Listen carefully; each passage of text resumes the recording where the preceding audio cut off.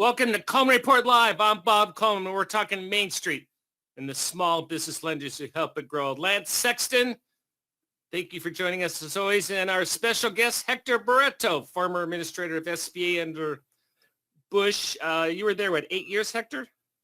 I was there for the 2 terms, but I served a little over 6 years. Okay, very good. Well, great to have you. What are you doing? Tell us what you're doing these days. Well, I'm in business in Southern California. Ever since I left Washington, I came back to some businesses that I had, started some new ones. And then I've been running a national organization called the Latino Coalition, which helps Hispanic small businesses, but we work with all kinds of businesses all around the country, helping them get the tools they need to start up their businesses and to succeed over the long term. Very good. Well, thank you very much. We're going to get your insight on a bunch of issues. Hector, we'd love to do polls. We'd love to see what our audience is thinking. So let's go to that. Has majority of your borrowers used the entire PPP loan proceeds? Yeah, Bob, that's I'm kind going of. to have. Go ahead, Hector. No, I'm sorry. I thought that was to me. We poll our small businesses all the time, and a lot of them have gotten the PPP proceeds. Not all of them have spent it yet. However, we're starting to see an uptick where people are saying, can we go get another PPP loan? When's the next program going to be approved, et cetera? So I think the folks that got it have pretty much gone through a lot of those proceeds. Some of the larger loans, they still have some left and are kind of strategizing how they're going to spend it. But I think the majority of them, yes, have gone through it. Does that number surprise you? Yes, at 65%, no at 8%? Not really. As you know, Bob, a lot of the loans were smaller loans. A lot of the bigger loans got most of the attention, but most of the loans were, 100,000 or less. So that's not going to last most small businesses too much. And of course, they were spending most of it on payroll. So, if they brought people back, they've gone through a lot of that already. Yeah. Lance, is that those numbers are in line with your experience? They're perfectly in line, Bob. I think most of your PPP, just like Hector said, your larger PPP loans, they probably still have a little left to spend and are trying to figure out exactly how to spend it for forgiveness. But 90% of the loans were under $150,000. Those folks have spent it. Most have spent it on payroll, and most should be in good position for forgiveness. Very good. Number 2, do you think Congress will pass the next stimulus package before the summer recess? Lance, when is the summer recess? Do you know offhand? I'm not exactly sure, Bob. I wish Katie were here to help us, but I think it's the end of this week. I agree. Yeah. And I wish there was a category, Bob, that says, I really hope so. Put me down as a yes. Hector, what do you think? I don't think it, well, they're not going to approve anything really quickly. I don't think it's a question of if. It's going to happen. But, they're definitely negotiating right now, going back and forth. You'll spend a couple of days thinking they're making momentum. They say they're making momentum, and then nothing happens. You saw some of the reports over the weekend where the chief of staff says it's not looking good. This could all just be negotiation. I think they're going to end up someplace, but neither side's going to get exactly what they want, and it's probably going to get approved once they come back off of summer vacation. Oh, really? You think it's going to be held over? Interesting. Yeah, unfortunately, I hope not, but it wouldn't surprise me.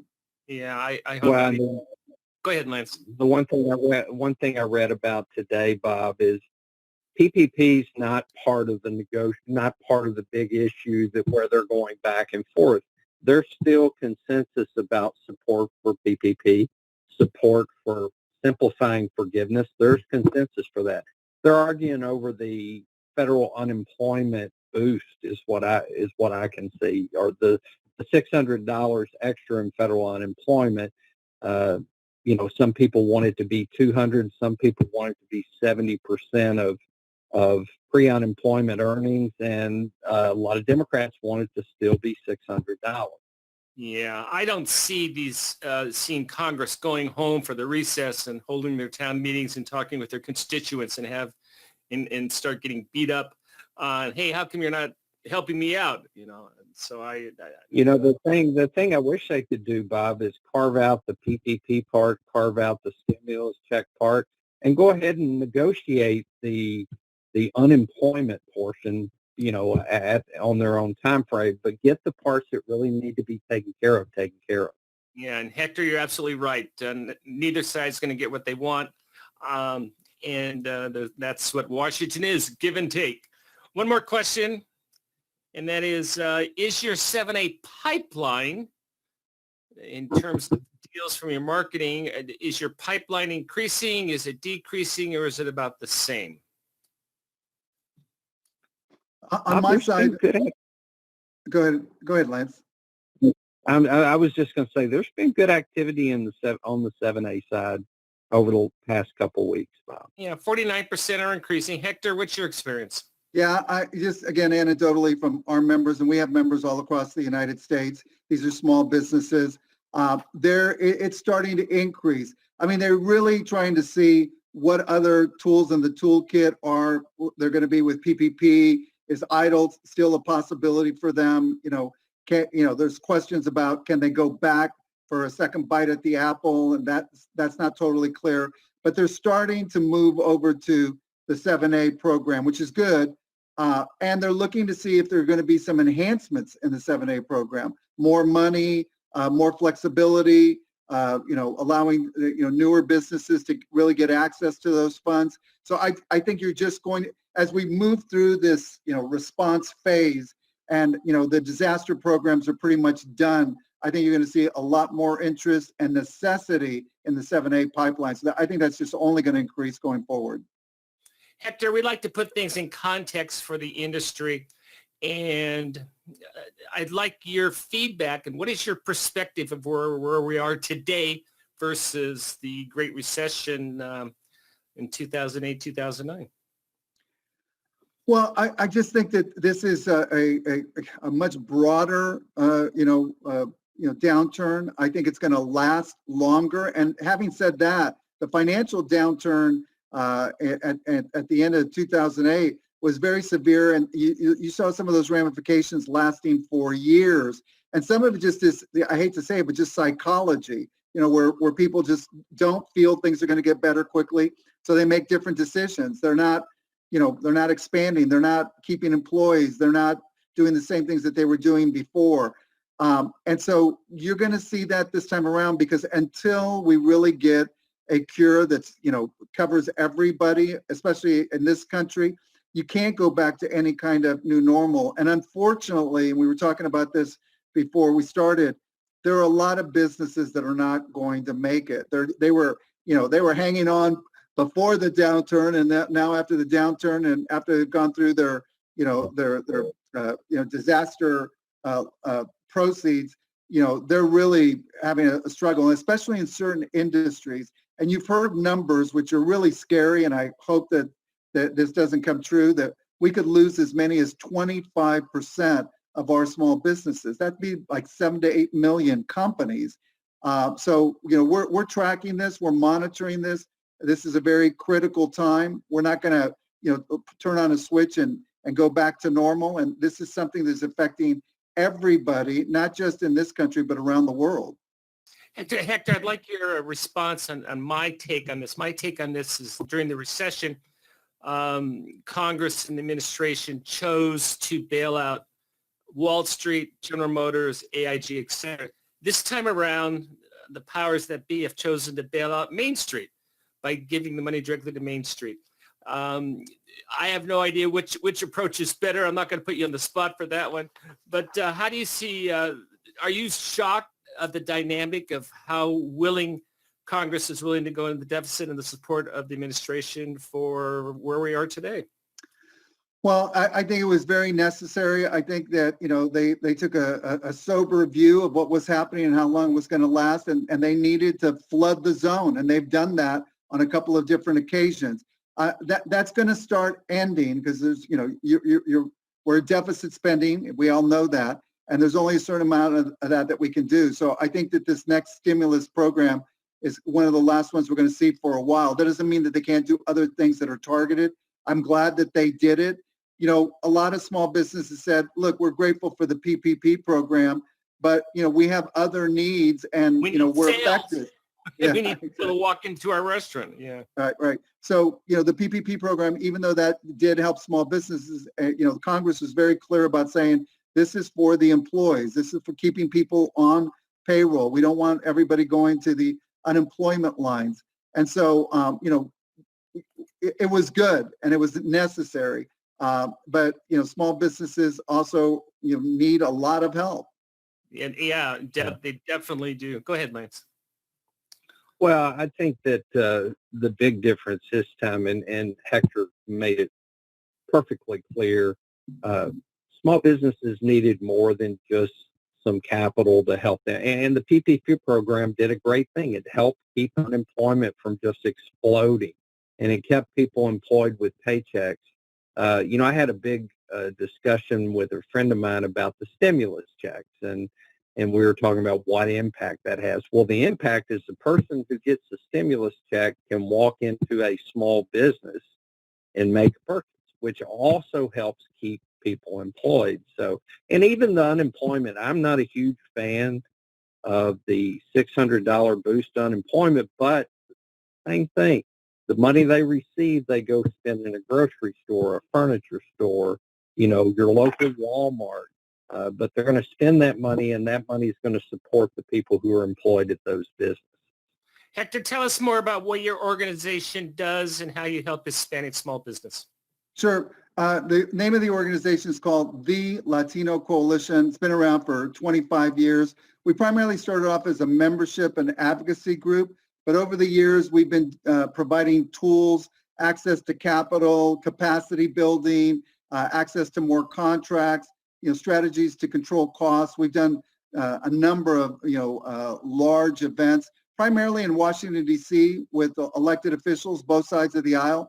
We did one of the last major events in Washington, D.C. in early March. That was our Small Business Summit. And we had, the Secretaries of Housing and Urban Development, Education, HHS, the Surgeon General. The President came. We had governors and congressmen, senators from both sides of the aisle. And so, we were cautiously optimistic that, we were going to be able to keep the momentum going. And obviously, very shortly thereafter, the floor fell out for everybody.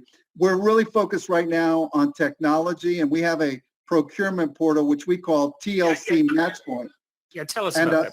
Yeah. When I was at SBA, one of the things that small businesses would say to us is, look, we need the same thing big business needs. We need more business. If you can help them get more business or contracts, we can take care of a lot of this other stuff ourselves. And so we started a business matchmaking initiative when I was back at SBA and did these events where we would bring in all the buyers from the federal government and also corporate America and match them up with small businesses from around the country.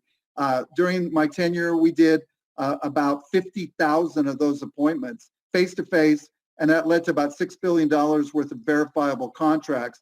In those days, we didn't have the technology that we have now, and so now we're able to do that virtually, and that's what TLC Matchpoint is. I like to say what we do is facilitate access between motivated buyers, those are the procurement folks in government and also corporate America, with qualified sellers, which are some of those 30 million small businesses around the country. And we get them ready to do business with each other. We don't promise anybody a contract.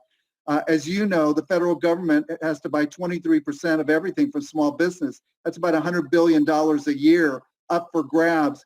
And also, small businesses sometimes get too big to qualify for those contracts after they get a couple of those contracts. So there's always a need to fill the pipeline. But love to invite you and your members to take a look at it. It's called tlcmatchpoint.com. We do webinars as well. We have one coming up in a couple of weeks.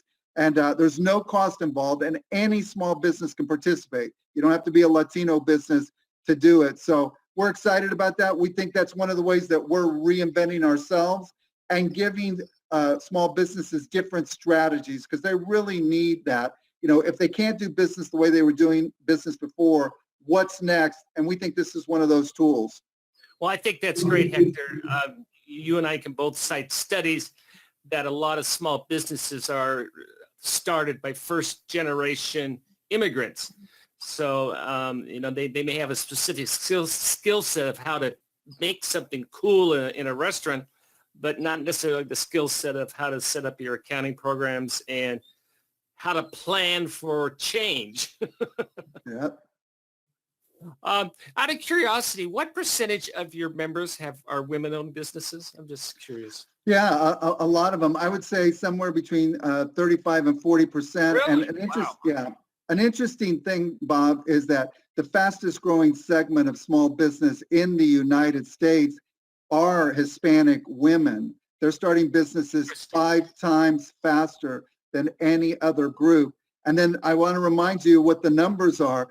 There are more than 4 million Hispanic-owned companies in the United States right now. They generate over $700 billion in revenue right now. And those numbers are doubling every 5 years. We could have 16 million Hispanic companies all across the United States. You might remember, Bob, that I come from the Midwest. I was originally born in Kansas City, Missouri. And my father was one of the founders of the U.S. Hispanic Chamber of Commerce. So, there are Hispanic businesses everywhere.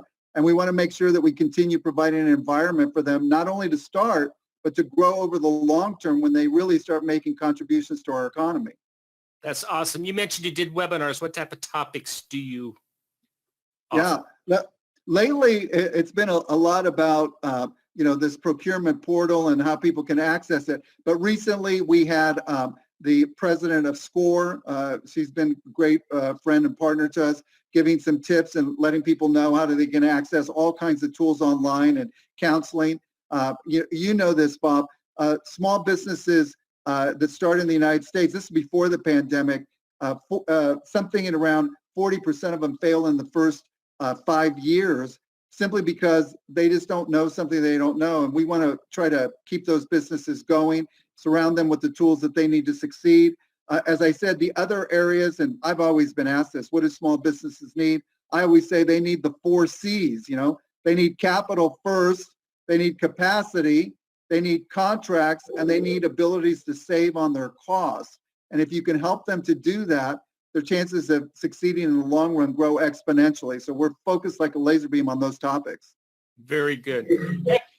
Hector, I don't know who's stalking who, but you and I were both in the Glendale area. And then when we talked last week, we found out we're in South Orange County. We're probably, 5 miles from each other?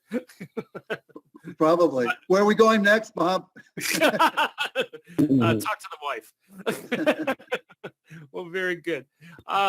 Let's see. This is what we reported today. I'll tell you, we have a bunch of questions. Let's get to these 2 questions real fast. Jared asked, when will they vote on the forgiveness on PPPs less than 150K? That's what they're talking about now. And Jared, I say it's going to be done before they go on recess. And Hector says it's going to get done, but timing may be difficult. Steve says, if they do not pass the new legislation before they go on summer break, do you think they will move the opening of the loan forgiveness portal? Lance, what do you? I do. I absolutely think so, Bob, because they understand that the forgiveness portal will require a different design if there's simplified forgiveness for loans under a certain number. Let's just use 150. That's going to represent a majority of the applications for forgiveness.